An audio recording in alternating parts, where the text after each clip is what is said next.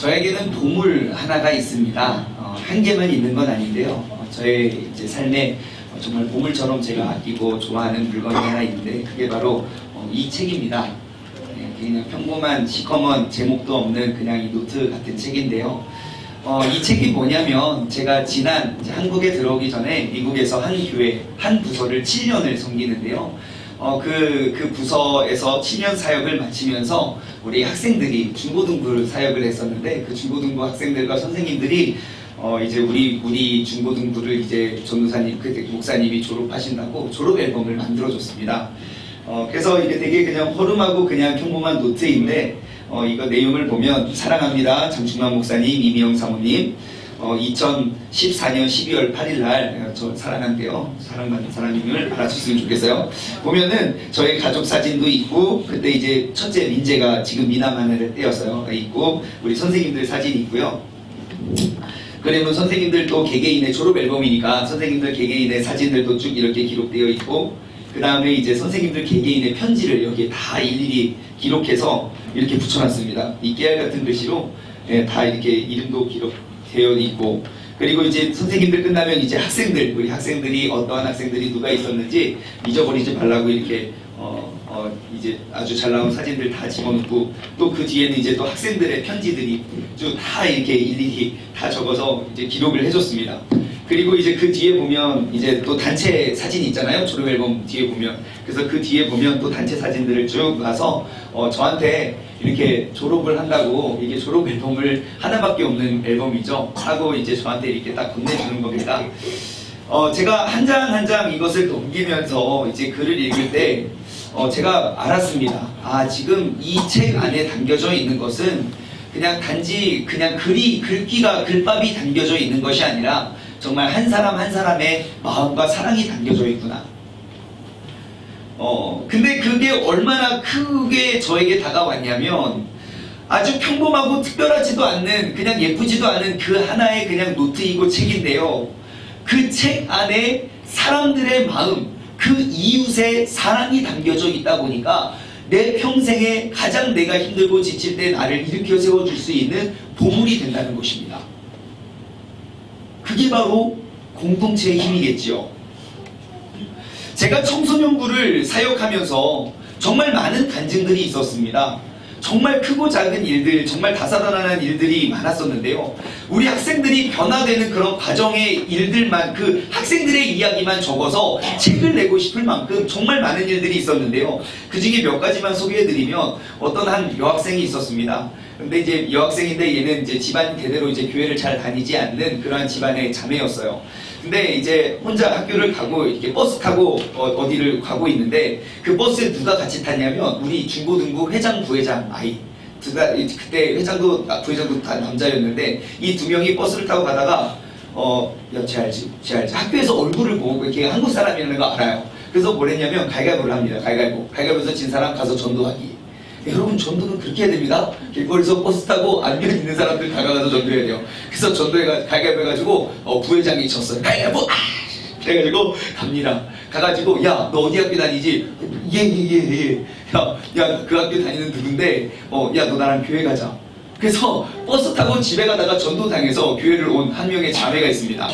근데 어느 날 갑자기 저한테 막 급하게 전화가 오는 거예요. 전화 가서 여보세요 하고 전화 받고 하니까 목사님 지금 큰일 났습니다. 지금 어디 병원 응급실인데 빨리 와주세요 라고 해서 그 응급실에 제가 달려가서 보니까 이 아이가 삶이 너무너무 힘들고 너무 어려워서 자살을 하기 위해서 수면제 16알을 먹고 자기 방에서 이제 죽어있는 상태로 발견이 된 거예요. 미국에서 이민 사회도 굉장히 적막하고 힘들지만 유학생, 그 청소년부의 유학생들은 정말 사각지대에 있습니다. 왜냐면 부모님과 함께 사는 아이들은 괜찮지만 그냥 혼자 유학을 간 아이들은 정말 버려진 아이들과 다름이 없습니다. 얘가 아프면 그 돈 주고 뭐 돌봐주는 그 가디언이 이 사람들을 막 자식처럼 챙겨주지도 않고요. 가디언과 또 이렇게 부딪혀서 싸우면 그냥 하숙집 옮기면 되고요. 그러면 그 아이가 아프고 뭐 힘들고 해도 누구도 들어줄 사람이 없는 겁니다. 그러니까 이제 가정 형편도 어렵고 집안에 또 친구들과의 그런 갈등이 생겨서 내가 이 세상을 도저히 살아갈 수 없다 해서 자기 방에 문을 잠궈놓고 수면제 16알을 먹고 그냥 이제 깊은 잠에 빠져드는 거예요. 근데 이제 이 전도했던 이 오빠 2명이 걔가 이렇게 불러내서 놀려고 전화를 했는데 전화를 안 받는 거예요. 근데 미국 사회가 굉장히 좁거든요. 한국 사회는 이렇게 한국 사람이 많지만 미국에는 다 거기가 거기예요. 예, 이 학교에 다니는 한국 사람 그냥 몇 명 파악하면 다 나와요. 그래서 얘 주변의 친구들에게 다 전화를 돌렸는데 걔가 어디 있는지 아무도 모르는 거예요. 그래서 그 집에 찾아갔습니다. 방문이 잠겨있고 그 아이가 하숙하던 그 하숙집 어머니도 걔 그냥 방에 있다 라고 말씀하시는 거예요. 방문을 보니까 잠겨있어서 얘 지금 뭔 일이 있으니까 빨리 문을 부시자고 해서 그 비상키로 그 문을 열고 들어가는 순간 이제 그걸 발견한 거예요. 그래서 걔를 안고 병원에 와서 다 세척을 하고 이제 그러한 아이였습니다. 인생이 살기 싫어서 무료했던 아이가 어찌하여서 주님을 만나고 우리 중고등부의 임원이 됩니다. 중고등부의 회장. 제가 미리 말씀드리지만 정말 중고등부 회장이 됐던 그 회장 출신의 아이들은 진짜 하나님께서 복을 엄청 많이 주셨어요. 제가 7년 사역하는 동안 7명 회장이 나왔을 거 아닙니까? 7명 회장이 정말 다 잘 됐어요. 근데 유독 이 아이가 회장이 돼서 너무 기쁜 거예요. 야, 이렇게 그냥 길거리에서 버스 타다가 자살하려고 인생을 비관하던 아이가 이렇게 회장이 돼서 너무너무 기뻤는데 세상에 그 다 잘 된 7명 중에 대학을 못 간 유일한 아이가 됩니다. 그래서 남들은 다 잘 되는데 분명 다 회장들이 회장 출신이 다 잘 되는데 그런데 한 해가 지나고요. 보스턴에 있는 유명한 미대를 입학하게 되고 얼마 전에 더 좋은 대학원까지 졸업을 마쳐서 공부 제일 안 하게 생겨서 공부를 제일 많이 하는 학생으로 지금 이렇게 변화가 되었어요. 근데 그것은 그 한 명의 이야기만이 아닙니다. 저는 이게 그 뉴욕에 있는 응급실을 되게 자주 갔어요. 제가 아파서 간 적은 한 번도 없고 우리 아이들이 꼭 이제 많이 아팠어요. 근데 일단 미국은 굉장히 병원비가 비쌉니다. 여러분 대한민국이 정말 살기 좋은 나라입니다. 일단 그냥 어디든 안 좋아서 병원에 가서 진찰 받고 돌아오면 10만원, 20만원은 금방 그냥 나와요. 병원비가. 저희 누나가 저 미국에 있을 때 잠깐 뉴욕에 왔었는데 그때 이제 장염 때문에 탈진해서 쓰러졌어요.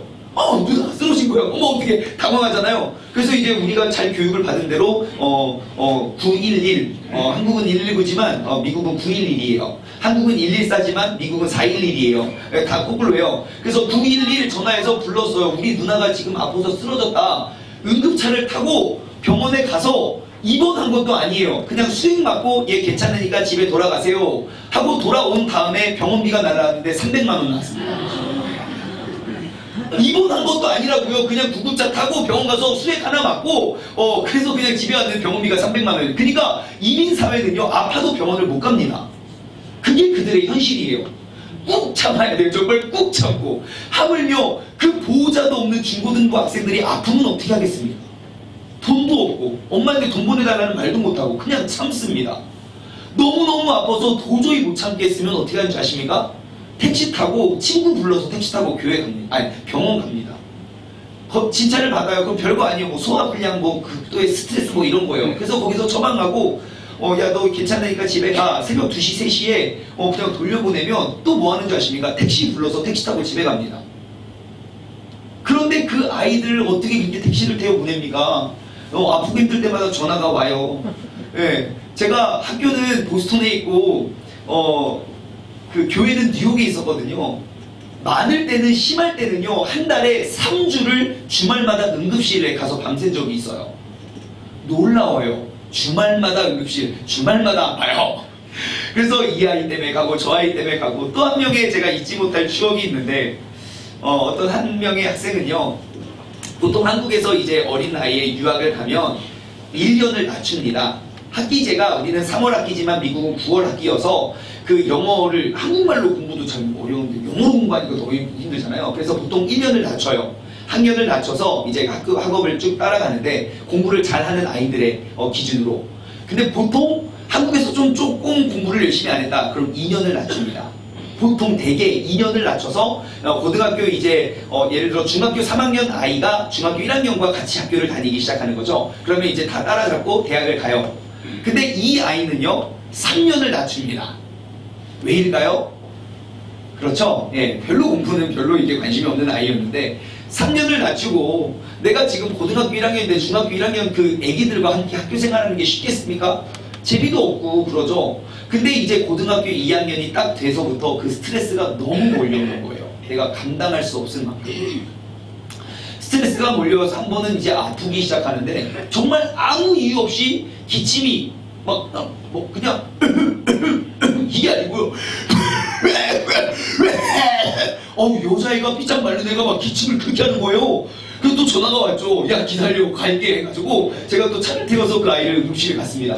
대기실에 진짜 많은 사람들이 있었어요. 근데 그때가 타미플루가 굉장히 유행했던 때였거든요. 근데 애가 와가지고 기침을 그 에이시안 저하고 걔하고 걔 오빠하고 셋이 가가지고 응급실 대기실에 막 기침을 막 그렇게 하고 있어요. 그래서 뭐 할 게 뭐가 있습니까? 막 기도를 했잖아요. 내고 주지고 하고 눈을 딱 떴는데 정말 놀라운 일이 벌어졌습니다. 그만큼 사람들이요 다 벽에 붙어 있는 거예요. 감염될까봐. 와 진짜 깜짝 놀랐어요. 기도도 오래도 안 했어. 그냥 양생을 말 고쳐주세요 하고 눈을 딱 떴는데 진짜 아무도 없는 거예요. 야 그래서 제가 생각했죠. 야 진짜 교회는 좋은 곳이구나. 나는 사람 아닌가. 나도 감염될 수 있지만 예수님이 나를 위해 죽기까지 했는데 뭐 이 감염중이야. 그래서 아무튼 그날 밤에 진짜 막 응급실에 들어가서 막 이것저것 검사하고 뭐 주사 먹고 약 먹고 해도 기침이 안 멎지는 거예요. 그래서 지원 요청했습니다. 오늘 전도사님 한 명 오라고 해서 같이 막 기도를 하다가 하나님께서 너의 회개를 원하시는 것 같다고. 너 잘못한 거 있으면 빨리 써. 그래서 노트 하나 주고 막 써서 잘못한 거 다 썼는데 계속 기침을 하는 거예요. 야 그럼 하나님이 새로운 결단을 원하시는 것 같다고. 그래서 너 앞으로 이렇게 살겠다고 그거를 딱 썼는데 진짜 기침이 멈춘 거예요. 너무너무 신기한 거예요. 그래서 뭐 별다른 증상이 없으니까 돌아가래요. 그게 새벽 3시입니다. 그래서 걔 데리고 배고프잖아요. 이제 괜찮다고 하니까. 그래서 콩나물국밥 먹고 집에 갔습니다. 그랬던 아이가 고등학교 2학년이 딱 됐는데 여전히 성적은 안 오르고 집안에서 이제 이제 형편도 좀 안 나아지고 너무너무 힘들고 스트레스 받고 내가 3년이나 낮춰서 고등학교를 이렇게 오래 다녔는데 중고등학교를 오래 다녔는데 웬만한 대학교도 못 갈 것 같고 애가 너무 힘들어하는 거예요. 그래서 불렀죠. 옐로 하려고. 그 아이가 참고로 회장 출신이었습니다. 불렀죠. 와가지고 야 네가 오늘 이 시점에서 지금 현실과 상황은 너무너무 절망스러우니까 종이하고 펜 하나를 줬어요. 네가 가장 이상하고 꿈꾸는 그 1년 후의 너의 모습을 한번 기록해봐라. 그랬어요. 그러니까 현실적으로 쓰지 말고 정말 네가 꿈꾸는 이것만 생각하면 기분이 너무 좋아지게 1년 후의 너의 모습을 기록해라. 그리고 쭉 적어봤어요. 이 아이에게 3가지 옵션이 있었습니다. 첫 번째, 지금 이대로 이제 1년, 2년 보내고 이제 거시기 대학에 그냥 뉴욕에 있는 그냥 전문대학교에 들어가. 얘 실력이 딱 그만큼이었어요. 그래서 전문대학교에 들어가는 거 1번. 두 번째 옵션, 너 꿈이 뭐냐? 저는 호텔리어가 되는 게 꿈입니다. 그럼 미국 전체에 제일 이제 호텔 관광학과가 제일 좋은 학교가 코넬 대학이거든요. 코넬 대학교. 예, 코넬 대학교인데 그 코넬 대학교의 호텔 관광학과가 너무 좋대요. 저도 안 가봤는데 그 코넬 대학교는 학교 기숙사 밥도 되게 잘 나온대요. 예, 되게 호텔처럼 나온다는 소문이 있는데 공부를 열심히 해서 우리 한번 가봅시다. 예, 그 코넬 대학교에 가는 게 이제 두 번째 옵션이고 세 번째는 미국 전역에서 제일 좋은 학교 말고 전 세계에서 호텔 관광학과가 제일 좋은 학교가 스위스에 다 있어요. 스위스에. 그래서 스위스에 가서 자기 꿈을 이루는 겁니다. 그렇게 해서 뭐 이렇게 써왔어요. 하고 1년이 딱 지났습니다. 이 아이가 어디 학교 갔을까요? 1번일까요? 2번일까요? 3번일까요? 2번. 네? 3번. 스위스에 있는 대학을 갑니다. 지금도 모르겠어요. 걔가 어떻게 그 학교를 갔는지 모르겠지만 야 스위스에 있는 학교를 좋더라고요. 한 학기만 학교에서 듣고요. 그 다음에 유럽이 다 가깝잖아요. 전 유럽을 돌아다니면서 한 학기씩 수업을 듣더라고요. 다 경험하면서 다 배우고 연락 오면 목사님 저희 이제 스페인이 왔어요. 스페인 놀러 오세요. 뭐 어떻게 가 스페인? 목사님 저희 독일 왔어요. 독일 놀러 오세요. 하나님께서 그를 그렇게 세워주시더라고요. 그러니 그 아이들의 삶의 이야기들이 제가 이렇게 우리가 사역을 마치고 몇 년이 지난 동안 너무너무 우리가 삶에 바빠서 돌아보지도 못했는데 우리가 내년 한 해를 그 도피성 사명을 감당하기 위해서 제가 이렇게 드는데 갑자기 이 노트가 생각이 나는 거예요. 제가 사역을 마치고 지금 수년이 지나서 이 아이들에게 남겨놓았던 글들을 읽어보니까 이 학생들에게 있어서 교회란 바로 도피성과 같은 곳이었더라고요. 말도 통하지 않고 은근히 인종차별도 있고 나를 생각해주고 나를 챙겨주는 사람도 없고 내 이야기를 들어줄 사람도 없고 학업 스트레스와 경제적인 부담감과 집안 내의 갈등과 부모의 이혼과 그리고 친구들의 관계의 문제 속에서 어디 갈 곳도 없고 나눌 곳도 없었던 그 상황 속에 교회는 그들의 유일한 도피성이 되었던 것입니다. 여러분, 아이들을 올바른 길로 인도해주고 헌신하고 많은 시간과 또 돈을 아껴가지 아니하면서 그 아이들을 섬겨주고 위해서 기도해 주었던 그 선생님들이야말로 바로 그 방치되었던 아이들의 도피성이 되었습니다. 여러분, 한 교회가 도피성의 사명을 감당했을 때 많은 수많은 아이들의 인생이 달라지고 운명이 달라지는 것을 우리는 볼 수 있습니다. 여러분, 삭막한 이민 사회, 그 소외된 유학생들의 그 사각지대 속에서도 하나의 도피성만 있다면 그 안에 생명과 희망이 피어나게 되는 것입니다. 교회가 도피성이 되면 이러한 간증들이 이렇게 쌓여져요. 여러분, 우리 교회는 이 도시의 도피성이 되기를 소망합니다. 도피성 교회가 되기 위해서 그 첫 번째 대안으로 우리는 양육이라고 지지난주에 우리가 설교를 통해서 나눠봤죠. 지지난주 설교를 못 들으신 분들은 홈페이지 가서 꼭 들어오시기 바랍니다. 우리가 오랫동안 신앙생활을 했어도 지금도 믿음이 어떻습니까? 너무 연약하고 부족하고, 내가 수년 동안 수십 년을 신앙생활했어도 이단이 오면 내가 그를 품어주고 고쳐낼 생각은 안 하고, 이단이니까 말도 걸지 말래요. 우리가 그냥 그들을 무서워하고 두렵고 떨고만 있는 게 우리의 신앙인이라면, 내가 지금 예수님을 알고 믿었는지 수십 년이 됐지만 나는 아직도 이 세상과 맞서 싸워 이길 힘과 그러한 능력이 내게 없다면 우리는 잘못된 신앙생활의 길을 계속 이어가고 있다는 것입니다. 그러기 위해서 우리는 도피성의 사명을 감당하기 위해서 더 이상 도망다니는 신앙이 아니라 우리가 하나님의 말씀으로 온전히 양육되어져서 우리가 세상에 누구를 만나도 예수님의 말씀으로 우리가 전하고 변화시킬 수 있는 양육이 도피성 사명의 첫 번째 대안이라면, 여러분, 오늘은요 그 도피성 사명의 두 번째 대안, 바로 셀 모임을 우리가 회복하기를 원합니다. 우리가 진심으로 내 마음을 나누고 삶을 나누면서 그 어려움과 아픔과 상처를 다 나눠도 우리가 말씀으로 그리고 기도로 치유받을 수 있는 그러한 공동체가 바로 우리의 셀 모임이 되길 소망합니다. 제가 지금까지 교회들마다 셀 모임 혹은 목장 모임 혹은 교구 모임 없는 교회를 못 봤습니다. 저마다 다 그냥 이름은 달라도 그 모임의 형태는 다 똑같은데요, 제가 그러한 모임들을 이렇게 들어가고 관찰해 보면서 내 마음속에 떠나지 않는, 식지 않는 그러한 갈증이 있습니다. 그게 뭐냐면, 분명히 믿음으로 살아가는 사람들이 모여서 내 삶을 통해서 일하신 하나님의 그 믿음의 능력은 별로 나누지도 않고 세상 이야기만 하는 겁니다. 예수님을 나의 목자로 모시고 그 예수님을 닮아가길 원하는 사람들이 모여서 세상 사람들 잘 되는 이야기, 어떻게 하면 나도 그 혜택을 누릴 수 있을까만 이야기를 하는 거예요. 분명히 내 안에는 세상 어디에서도 꺼낼 수 없는 크고 작은 상처들이 이 안에서 깊이 자리 잡고 골마가고 있는데, 그 마음의 그 상처가 치유될 때 내가 나의 마음에서부터 샘솟는 참 평안이 나를 다스리고 통치할 건데, 교회에서조차 그 상처를 꺼낼 엄두가 안 나요. 꼭 내가 그 상처를 꺼내고 드러내고 나누기 시작한다면 분명히 사람들은 나를 이상하게 보거나 이상하게 생각할 거라는 두려움 때문에, 내 안에 상처들을 나누기 시작하면 분명히 나는 너를 믿고 나의 솔직한 이야기를 나누지만 너는 그냥 그 이야기를 너무 가볍게 여겨서 금방 교회 안에 소문이 퍼져버릴 것 같아서 나를 이상한 눈빛으로 바라보고 나에게 손가락질할 것 같다는 두려움이 너무 커서요. 그래서 교회에 와서 예수 그리스도를 만나도 우리는 그 성도 간의 모임 속에서 내 진짜 나의 문제와 아픔과 상처, 그 어려움을 감춰둔 채 내 속은 썩어가고 있는데 겉만 그냥 괜찮고 평안한 척 우리가 신앙생활하고 있는 게 지금까지 제가 봐왔던 대부분의 모임의 모습이었습니다.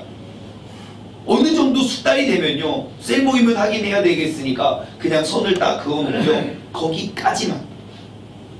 더 이상의 성장도 발전도 예수님의 사역과 역사가 내 삶에 드러나 보이지 않습니다.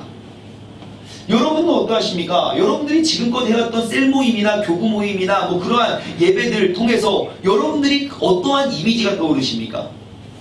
세상 어디에서도 들어주지도 않더라도 교회 공동체 안에서만큼은 들어주고, 세상 모든 사람들은 이해하지 못하고 손가락질 하더라도 나를 안아주고 감싸주고 품어주며 내게 큰 위로와 힘이 되어주는 모임이 여러분들이 떠올릴 수 있는 셀 모임입니까? 세상 누구도 나에 대해서 생각해주지 않더라도 내가 그 교회 공동체만 들어가기만 한다면 그 안에서만큼은 나를 위로해주고 나를 품어주고 안아줄 수 있는 그러한 예배가 여러분이 가지고 있던, 여러분이 떠오르는 그러한 셀 모임입니까? 아니면 모이긴 모였으니까 잠깐 예배 드리고 한 30분 예배 드리고 한 3시간 집값 오른 이야기만 합니다. 모이긴 모였는데 서로를 위해 그냥 합심기도 3분 하고 3시간 그냥 내 인생 타령합니다. 그런 생각 들어요. 차라리 3시간 기도하고 3분 이야기하면 그 문제 다 해결됐을 것 같아요. 근데 기도 진짜 안 합니다. 언제나 대화는 길고 기도는 짧습니다. 성도들끼리 모이기만 하면 이 사람이 어떻고 저 사람이 어떻고 비판하고 비평하고 판단하고, 그러니까 그 모임에 가는 거는 싫은데 안 가자니 내 얘기할 것 같고, 그러니까 불안해서 또 가고. 여러분, 여러분에게 있어서 셀 모임은 어떠한 모임입니까? 여러분, 모인 이들이 함께 마음을 나누고 삶을 나누고 그 어려움들 속에서 서로를 위해 진심으로 기도하고 말씀으로 우리가 새롭게 다짐하는 그러한 모임이 우리의 셀 모임이 되길 소망합니다. 여러분, 우리의 모임들 가운데 매일매일 일하고 역사하시는, 정말 힘들고 어려운 상황 속에서도 나를 잊지 아니하시고 나에게 생명을 허락하여 주시는 그 주님의 은혜와 그 감격이 가득할 수 있는 그러한 셀 모임을 우리가 꿈꾸고 회복하길 소망합니다. 여러분, 이제 우리가 이러한 참 모임을 회복합시다. 우리가 이제 그 도피성 사명이 바로 그 사역이 그러한 셀 모임을 통하여 우리가 회복되고 이루어지기를 소망합니다. 여러분, 이렇게 주일 예배만으로는 절대로 하나님의 온전하신 주님의 교회를 세울 수가 없습니다. 단언코 말씀드릴 수 있습니다. 내가 주일 예배 참석하는 것만으로는 내가 온전한 믿음을 건강히 유지시킬 수가 없습니다. 왜냐? 성경에서 이야기하는 창세기부터 요한계시록까지 변함없는 그 흐름, 가장 중요하고 첫 번째 되는 계명이 뭡니까? 하나님을 사랑하고 하나님을 사랑하는 만큼 이웃을 사랑하는 겁니다. 하나님께서 나를 사랑해 주시는 그만큼 내가 이웃을 더욱더 크게 사랑해 가는 것, 그게 바로 믿음이고 그게 바로 신앙이고 그게 바로 교회입니다. 다시 말해, 내가 몰랐던 하나님의 사랑을 알면 알수록, 나에게 베풀어진 그 사랑을 깨달으면 깨달을수록 내가 사랑하지 못했던 사람들을 더욱더 품어가고 확장시켜 가는 것이, 그게 바로 믿음이고 신앙입니다. 여러분, 내 신앙생활의 열매, 내 믿음의 성장, 무엇을 통해 알 수 있습니까? 내가 하나님과 나와의 관계 아니요, 내 주변 이웃 사람들의 관계 속에서 다 드러납니다. 내 믿음의 성장은 바로 그 안에 있습니다. 내 사랑의 반경이 점점점 넓어지는 곳에, 점점점 커지는 것을 통하여 나의 믿음의 성장과 그 신앙의 성숙을 우리는 발견할 수 있습니다. 그를 통하여, 와, 내가 이 사람까지 사랑하고, 지금 얘 이렇게 기침하고 타미플루 때문에 다 도망가는데 옆에서 기도하고 있는, 여러분, 그러한 모습 속에서 우리는 하나님의 사랑을 내가 경험할 수 있게 되는 것입니다. 여러분, 도피성 사명을 감당하기 위해서 우리는 반드시 그 성도 간의 교제가 있는 셀 모임을 회복해야 됩니다. 그 셀 모임은 반드시 회복되어져야만 합니다. 보십시오. 예배를 통해서는요, 하나님과 나와의 관계가 회복될 수 있습니다. 그 회복되어진 관계와 그 힘과 그 은혜를 가지고 우리가 일주일을 살아갈 때 성도들 간의 그 교제가 없이는 우리는 반쪽짜리 믿음, 반쪽짜리 신앙생활이 될 수밖에 없습니다. 우리가 이 예배를 통해서 하나님과 나와의 관계가 올바로 회복이 되어진다면 그 회복되어짐의 증거는 바로 우리 성도들 간의 바로 이웃 사랑으로 드러나고 나타나줘야 됩니다. 내가 사랑할 수 없는 사람을 사랑하게 되고, 내가 이해할 수 없는 사람을 이해하게 되고, 내가 사람을 비평하고 판단하는 것이 아니라 그를 참아내고 인정하고 받아주는 것이 내가 하나님께 예배드리는 목적이 되어야 된다는 것입니다. 그럼 우리가 어떻게 회복해야 되는가? 성도들 간의 모임 가운데 우리가 어떠한 모습을 추구해야 되는가? 바로 오늘 본문 말씀이 우리에게 권면하고 있습니다. 2장 1절 말씀을 보면 그러므로 라는 단어로 시작이 됩니다. 그러므로 라는 것은 결론구의 시작이지요. 자, 그러면 그러므로의 왼쪽에는 그 그러므로에 대한 설정이 나오고 오른쪽에는 그 대안이 나올 겁니다. 그러면 지금 이 2장 1절 그러므로의 설정은 무엇이냐? 1장 그 바로 앞에 1장 29절입니다. 보십시오. 그리스도를 위하여 너희에게 은혜를 주신 이유는, 자, 예수 그리스도를 위하여 우리에게 은혜를 주신 이유가 뭡니까? 첫 번째, 다만 그를 믿게 하는 것뿐만 아니라 두 번째, 그를 위하여 고난도 받게 하려 하심입니다. 여러분, 주님께서 내게 은혜를 베풀어 주신 이유는요, 목적은 내가 주님과의 관계만 위해서, 야, 너만 행복하고 너만 잘하면 돼, 너의 문제만 해결되면 돼, 그것을 위해서만 우리에게 은혜를 주신 게 아닙니다. 주님께서 내게 은혜를 주신 또 다른 이유는 그 은혜로 말미암아 고난도 함께 받게 하기 위함입니다. 우리에게 주어진 은혜의 목적은 내 믿음만 세우고 내 믿음만 키우는 것에, 그것의 주님의 목적이 아닙니다. 그를 위해 고난을 받으려는 것까지 우리는 나아가야 됩니다. 이것이 바로 주님께서 내게 은혜를 주신 목적이 됩니다. 혹시 여러분 하나님께 은혜를 간구할 때 지금까지 나의 믿음만을 위해서 간구하셨다면 여러분 그러한 믿음 생활 10년, 20년, 40년, 50년을 해도 그 공허함을 채울 수가 없습니다. 언제까지나 그 반쪽짜리 믿음과 신앙은 항상 문제들 앞에 도망가게 되어 있습니다. 나에게 다가오지 못하게 접근하고요. 그러한 신앙생활 20년, 30년을 해도 온전한 믿음이 우리에게 커갈 수가 없습니다. 이러한 반쪽짜리 신앙생활 하는 사람들이 대한민국에 1000만 명이 있어도 이 나라는 절대 바뀌지 않습니다. 하나로 뭉쳐서 나라를 세우는 게 아니라 둘, 셋, 넷으로 쪼개져 나의 이익만 구하게 됩니다. 조금도 건강하지 않습니다.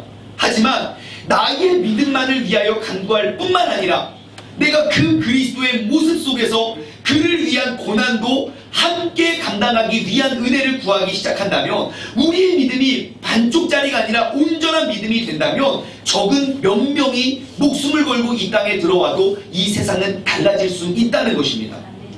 여러분, 세상을 변화시킬 능력은요, 반쪽짜리 신앙인들 1000만 명이 필요한 게 아닙니다.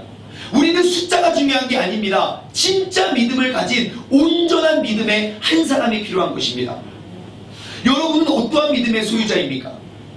2019년 한 해 동안 내가 구하고 기도하고 간구했던 그러한 모습이 나를 위한 것입니까? 남을 위한 것입니까? 내가 고통을 피하기 위한 것입니까? 그리스도를 위한 고통에 참여하기 위한 것입니까? 여러분, 2019년이 다가기 전에 우리가 그 온전한 믿음과 온전한 은혜를 회복하길 소망합니다. 1절로 넘어가겠습니다. 그러므로 그리스도 예수 안에서, 자, 우리가 예수 그리스도 안에서 우리가 발견해야 할 보물들이 여기 있습니다. 그게 무엇입니까? 권면이나 혹은 사랑의 위로나 혹은 성령의 교제나 혹은 긍휼이나 자비입니다. 우리가 예수 그리스도의 모습 속에서 발견해야 될 보물들이 이런 거예요. 사랑, 권면, 위로, 성령의 교제, 긍휼, 자비. 우리가 이러한 것들을 발견하잖아요. 그 발견하게 된 걸 어디서 사용해야 되나요? 2절과 3절. 마음을 같이 하여, 다시 말해 마음이 안 맞는 사람들과 뭘 하래요? 뜻을 합하고 한 마음을 품으래요. 내가 그리스도 안에서 그러한 보물들을 발견하면 발견할수록 마음을 같이 하는 것, 같은 사랑으로 뜻을 합하여 마음을 품어서 3절, 그러기 위해서 어떠한 일들 속에서, 모든 상황 속에서 다툼이나 허영을 피하고 오직 겸손한 마음으로 나보다 남을 낮게 여겨서 다른 사람들을 돌아보는 것. 여러분, 이게 바로 온전한 믿음입니다. 여러분의 삶을 한번 돌아보십시오. 나는 하나님의 마음의 기쁨을 얼만큼 채웠는가? 하나님이 보셨을 때 4절 말씀 볼까요? 각각 자기 일을 돌아볼 뿐더러 또한 각각 다른 사람들의 일까지 돌아보아 뭐를요? 나의 기쁨을 어떻게 해요? 충만하게 채우라. 하나님의 기쁨이 충만해지는 시기가 언제입니까? 내가 하나님만 바라보고 내게 주신 데 감사하다고 하는 거기서 충만해지지 않습니다. 내게 주님의 은혜가 각각 다른 사람들에게 흘러가서 그 속에서 그 사람의 회복을 통하여 그 하나님의 기쁨을 충만하게 채우게 된다는 사실을 기억하시기 바랍니다. 여러분, 나의 신앙생활과 나의 모습을 통하여 주님의 기쁨을 충만하게 채우시기 바랍니다. 그러기 위한 우리의 대안은 무엇입니까? 5절은 이야기합니다. 너희 안에 이 마음을 품어라. 그러면 이룰 수 있어. 무엇입니까? 바로 그리스도 예수의 마음입니다. 그 그리스도 예수의 마음이 어떠한 마음인지에 대해서 6절에서 8절은 이야기합니다. 그리스도의 마음은 이것입니다. 근본 하나님의 본체이시지만 하나님과 동등성을 취할 것으로 여기지 않고 하나님과 동등한 분이시지만 그분과 같지 아니하고 오히려 자기를 비워 종의 형체를 가지사, 나를 비우고 나를 낮춰서 종의 형체를 가지사 사람들처럼 갖게 되어서 사람의 모양대로 나타나 자기를 낮추고 죽기까지 복종한 그분입니다. 예수님의 마음이 뭡니까? 내가 낮아지고 나를 비워내서 어떻게요? 죽기까지 종이 되라고요. 여러분, 나의 내려놓음은 나의 겸손은 바로 타인의 종이 되는 겁니다.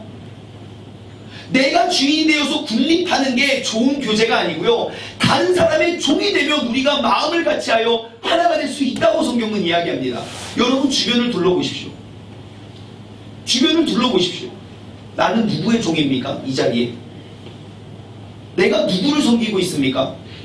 내가 반쪽짜리 신앙이 아니라 온전한 믿음을 세우기 위해서 나는 지금 이 자리에 함께 신앙생활 2019년 동안 함께 해왔던 난 누구의 종이 되었습니까? 여러분, 예수님의 마음은 나를 비워 종의 모습까지 내려가는 것입니다. 예수님께서는 끊임없이 자신을 낮추시고 죽기까지 복종하셨습니다. 예수님의 목적은 낮아짐에 있었습니다. 내가 낮아짐으로 높이 서는 것, 내가 섬겼기 때문에 섬김을 받는 것, 내가 이 정도 헌신했으니까 이 정도는 되갚아 주기를 원하는 데 있지 않았습니다. 내가 종이 되기까지, 죽기까지 낮아지는 것에 초점을 맞추셨는데 하나님은 그 예수님을 보고만 계실 수가 없었어요. 9절부터 볼까요? 낮아지기에 집중했던 예수님에게 하나님은 어떻게 하시느냐? 이러므로, 그러니까 내가 죽기까지 종이 되어 복종한 그 예수님을 하나님은 도저히 참고 보고만 있을 수가 없어서 하나님께서 직접 이렇게 일하십니다. 하나님이 그를 지극히 높여 모든 이름 위에 뛰어난 이름을 주사 모든 주인들로부터 더 높게 사용하시사 하늘에 있는 자들과 땅에 있는 자들과 땅 아래, 그러니까 죽어있는 모든 자들까지도 모든 무릎을 예수님 이름 앞에 꿇게 합니다. 그러므로 모든 입으로 예수 그리스도를 주라 시인하여 하나님 아버지께 영광을 돌려게 하셨습니다. 누가요? 하나님께서요. 여러분, 우리가 하나님께서 우리를 높이 세워주시길 원하는 게 우리의 신앙의 목적 아닙니까? 그러면 낮아지십시오. 나를 비워서 종이 되십시오. 어렵지 않습니다. 내 눈에 보이는 사람들을 내가 섬기면 됩니다. 어디까지요? 종이 될 때까지. 낮아짐과 섬김, 그것의 목적을 두고 우리가 그 아름다운 교제를 통하여 하나님께서는 보고만 있을 수 없어서 그의 이름을 택하여 지극히 높은 곳에 올려주시는 분이 바로 우리 하나님이심을 기억하시기 바랍니다. 여러분, 2019년도 내가 함께 그 주님의 마음을 담기 위해 나는 누구를 얼만큼 섬겼으며 누구에게 얼만큼의 종이 되었는지 돌아보시고, 여러분, 2020년 우리가 더욱더 낮아지고 더욱더 많은 종들이 우리의 교회와 모임 가운데 가득하길 간절히 소망합니다. 우리가 그렇게 낮아지고 작아질 때 그 전능하신 하나님께서는 도저히 보고만 있을 수 없어, 참을 수 없어 그를 세상 가장 높은 곳으로 높여주시는 그 주님의 영광이 우리들 모임 가운데, 우리의 삶 가운데 임하길 주님의 이름으로 간절히 소망합니다. 여러분, 새로운 한 해 내가 어디까지 오를 수 있을까? 내가 어디까지 높아질까를 보는 것이 아니라 나의 낮아짐과 내가 어떻게 하면 섬길 수 있을까를 염려해서 낮아짐에, 낮추어짐에 집중하여서 하나님께서 친히 들어 세워줄 수 있는 그러한 복된 한 해가 되시길 주님의 이름으로 축원합니다. 오늘 이 말씀을 그대로 찬양으로 만든 찬양이 있습니다. 바로 이 땅 위에 오신이라는 찬양인데요, 마치 성경 말씀을 읽는 것과 같습니다. 찬양의 노랫말은 이렇습니다. 이 땅 위에 오신 하나님의 본체, 그는 십자가에 달리사 우리의 죄를 사하여 주셨습니다.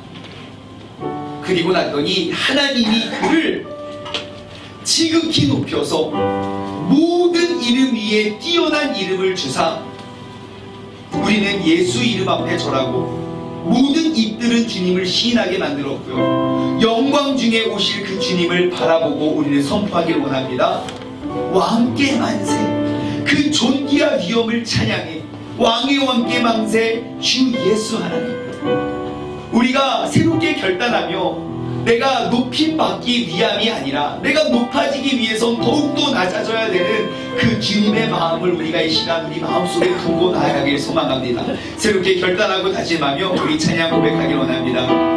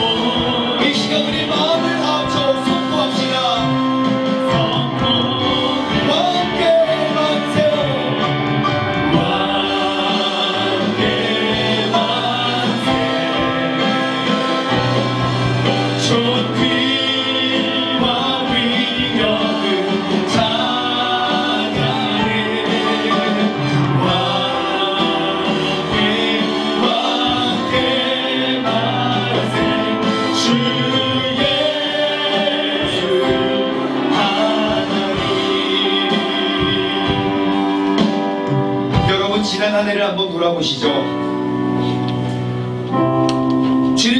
나의 지난 한 해 동안의 신앙생활을 바라보며 주님께서는 나를 얼마만큼 높이 세우셨고 어디까지 불러서 어디까지 높여 세우셨는지 그 주님의 마음을 보시길 원합니다. 내가 신앙생활하며 주님과 나와의 관계만 생각하며 나는 그것만 있으면 충분하다고 잘못된 신앙생활, 그 반쪽짜리 믿음을 가지고는 주님께서 우리를 높여 세울 수가 없습니다.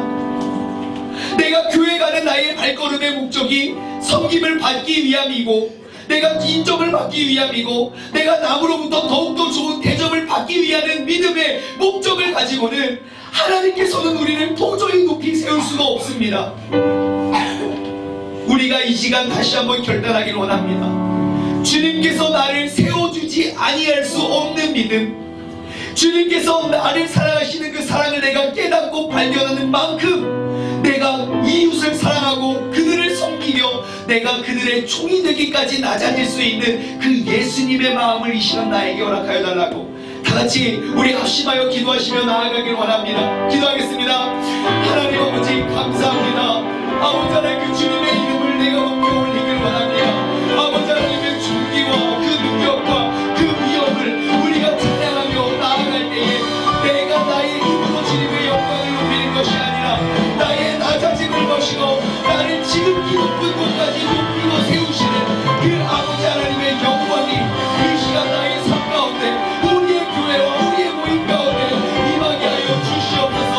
많은 사람들이 교회의 자랑이 되고 많은 좋은 건물이 교회를 자랑하는 것이 아니라 하나님께서 우리를 통하여 죽어져가는 생명들을 살리고 쓰러져가는 사람의 가정을 일으켜 세우고 파괴되고 쪼개지고 산산조각이나 그 부셔진 가정과 인생들을 복비성의 삶을 감당하고 일으켜 세워낼 수 있는 그러한 주님께서 높여주시는, 주님께서 사용하시는 그러한 교회가 되길 원합니다. 아버지 하나님, 지금껏 나는 신앙생활하는 나의 목적이 누구에게 인정받기 위하여 더욱더 많은 사람들에게 쓰임받기 위하여 우리가 신앙생활하는 것이 아니라 아버지 하나님께 인정받고 주님께서 높이시기에 종교로 가운데 믿음의 사람들에게는 아버지 하나님 우리가 간절히 소망하오니 우리의 섬김으로 말미암아 이 도시의 어두움이 물러가고 오직 예수 그리스도의 찬란한 빛이 이 땅 가운데 임하게 하여 주시옵소서. 우리 모두의 영광과 우리 모두의 선포가 그 주님께서 승리하셨습니다. 그 존귀한 위엄을 우리가 찬양하며 나아갈 수 있는 그런 고백이 우리의 삶 가운데 있게 하여 주시고 아버지 그 왕의 왕께 우리가 더욱더 만세를 누리며 나아갈 수 있는 복된 한 해가 될 수 있도록 주님께서 인도하여 주시고 주님께서 역사하시고 함께하여 주시옵소서. 주님께서 하나님 아버지, 세상의 모든 교회들 그리고 그 교회들에서 신앙생활하는 모든 사람들은 하나같이 그 하나님의 영광과 하나님의 존귀와 그 거룩의 모습이 회복되어지기를 간절히 기도하고 소망합니다. 그런데 그러한 외침과 마음이 이 시대의 모든 사람들에게 내 마음속 한켠에는 그러한 회복의 모습을 꿈꾸고 있는데 왜 그 모습이 회복되어지지 않나 가만히 돌아보면 내가 하나님께 은혜를 구하긴 구하되 내가 그 원수를 사랑하기 위해서 구하지 않음을 봅니다. 우리가 하나님께 은혜를 구하고 간구할 때 주님께서 내게 주신 은혜로 말미암아 내가 그를 믿을 뿐만 아니라 또한 그를 위하여 고난도 함께 감당하기에 부족함 없는 그 은혜를 우리는 구해야 되는데 나는 고난을 피하게만 해달라고 구하고 고난이 떠나가기만을 구하며 하나님의 은혜 역시 우리는 잃어버리고 망각한 게 우리의 신앙생활의 모습이 아닌가 돌아봅니다. 하나님 아버지, 2019년 한 해를 보내며 우리의 마음과 그 신앙이 반쪽짜리 믿음이 아니라 온전한 믿음이 되길 소망합니다. 교회를 자랑하는 것이 많은 사람들이 되지 않고, 교회를 자랑하는 것이 좋은 시설이나 건물이 되지 않고, 교회를 자랑하는 것이 하나님께서 우리를 더욱더 높여 우리의 모임과 만남을 통하여 하나님의 영광이, 그 영광의 빛이 이 땅 가운데 비추기를 소망하며 나아가길 간절히 소망하오니 주님, 우리 이 교회가 그 주님의 마음을 품고 그 도피성의 사명을 감당케 하여 주옵소서. 우리가 모여 주님의 이름을 높이고 우리는 더욱더 낮아지고 더욱더 많은 사람들을 섬기기에 집중했을 때 주님께서 높이 세우지 않을 수 없는, 주님께서 가장 높이 가장 지극히 우리를 세우시는 그 풍성하신 주님의 영광이 우리의 모임과 예배와 우리의 신앙생활을 통하여 아버지 도시에 비추어지게 하여 주옵소서. 2020년도부터 우리는 꿈을 꿉니다. 아버지 이 도시 정말 해칠한 무덤과 같이 겉은 화려하고 번지르르 하지만 대한민국 전체에 가장 많은 사람들이 스스로 목숨을 끊어가는 이 도시 가운데 우리가 도피성이 되어서 이 도시의 자살률을 낮추고 깨졌던 가정을 회복하고 포기했던 인생이 다시금 힘을 얻을 수 있는 그러한 주님의 사명, 주님의 사역을 감당할 수 있는 복된 신앙인들, 온전한 믿음의 사람 되게 하여 주시옵소서. 이제는 우리 주 예수 그리스도의 은혜와 아버지 하나님의 무한하신 사랑하심과 성령님의 교통하심이 우리는 낮추는 데 집중할지라도 하나님께서 우리를 지극히 높은 곳까지 세우시길 원하는 그런 도피성 사명을 감당하길 소망하는 사랑하는 우리 세종중문 가족들 머리 위에 이제로부터 영원토록 함께 하시길 간절히 축원하옵나이다. 아멘.